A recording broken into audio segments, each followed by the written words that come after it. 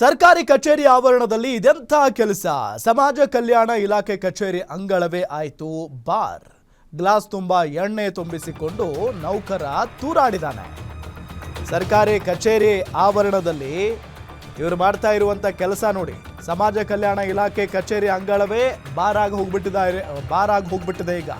Glass ತುಂಬಾ ಎಣ್ಣೆ ತುಂಬಿಸ್ಕೊಂಡು ನೌಕರ ತೂರಾಡ್ತಾ ಇದ್ದಾನೆ. ಪಡುವಾರಹಳ್ಳಿಯಲ್ಲಿರುವಂಥ ಇಲಾಖೆಯ ಕಚೇರಿಯಲ್ಲಿ ಆಗಿರುವಂಥ ಘಟನೆ ಇದು. ಮೈಸೂರಿನ ಜಂಟಿ ಆಯುಕ್ತರ ಕಚೇರಿ ಆವರಣದಲ್ಲಿ ನೌಕರ ಸಿಕ್ಕಿಬಿದ್ದಿರೋದು. ಗ್ಲಾಸ್ ಹಿಡಿದು ರೆಡ್ ಹ್ಯಾಂಡ್ ಆಗಿ ಸಿಕ್ಕಿಬಿದ್ದ ನೌಕರ ನಂಜುಂಡಸ್ವಾಮಿ. ಇಂಥವ್ರನ್ನೆಲ್ಲ ಸರಿಯಾಗಿ ಶಿಕ್ಷೆ ಕೊಡಬೇಕು ಇವರಿಗೆ. ಸರ್ಕಾರಿ ಕಚೇರಿಯಲ್ಲಿ ಕೆಲಸನೇ ಸರಿಯಾಗಿ ಆಗ್ತಾ ಇಲ್ಲ ಅನ್ನೋ ಒಂದು ಆರೋಪ. ಇದ್ರ ನಡುವೆ ಎಣ್ಣೆ ಹಿಡ್ಕೊಂಡು ಗ್ಲಾಸ್ ಹಿಡ್ಕೊಂಡು ತೂರಾಡ್ತಾ ಇದ್ದಾನಂತೆ ಈ ವ್ಯಕ್ತಿ. ನೋಡಿ ಅಲ್ಲಿ ರೆಡ್ ಹ್ಯಾಂಡ್ ಆಗಿ ಹಿಡಿದಿದ್ದಾರೆ ನೋಡಿ.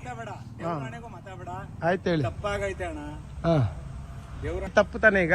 ಈಗ ನೀನ್ ಏನ್ ಹೇಳು ನಾನು ಕೇಳ್ತೀನಿ ಅಣ್ಣ. ಹಾ? ಮಾತಾಬೇಡ, ದೇವ್ರನೆಗೂ ಮಾತಾಬೇಡ. ಆಯ್ತು ಹೇಳಿ. ತಪ್ಪಾಗೈತೆ ಅಣ್ಣ. ದೇವ್ರ ತಪ್ಪು ತಾನೆ ಈಗ. ಈಗ ನೀನ್ ಏನ್ ಹೇಳು ನಾನು ಕೇಳ್ತೀನಿ ಅಣ್ಣ. ಹಾ?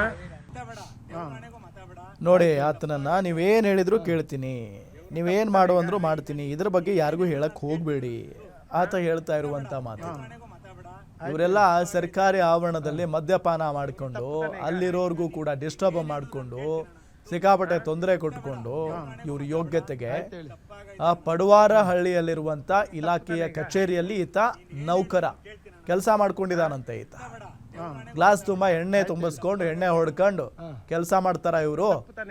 ಇವರು ಸಾರ್ವಜನಿಕರ ಸೇವೆಗಾಗಿ ಕೂತಿರ್ತಾರ ಇವರು? ಸಾಧ್ಯನೇ ಇಲ್ಲ. ಇವ್ರಿಗೆ ಹೆಂಗಾಗ್ಬಿಟ್ಟಿದೆ ಅಂದ್ರೆ ಕೆಲವು ಕಡೆ ಅಂತೂ ಅಲ್ಲಿ ಯಾರೋ ದೊಡ್ಡ ದೊಡ್ಡ ಅಧಿಕಾರಿಗಳು ಹೋಗಲ್ಲ, ಯಾರೂ ಕೇಳಕ್ಕಿರಲ್ಲ.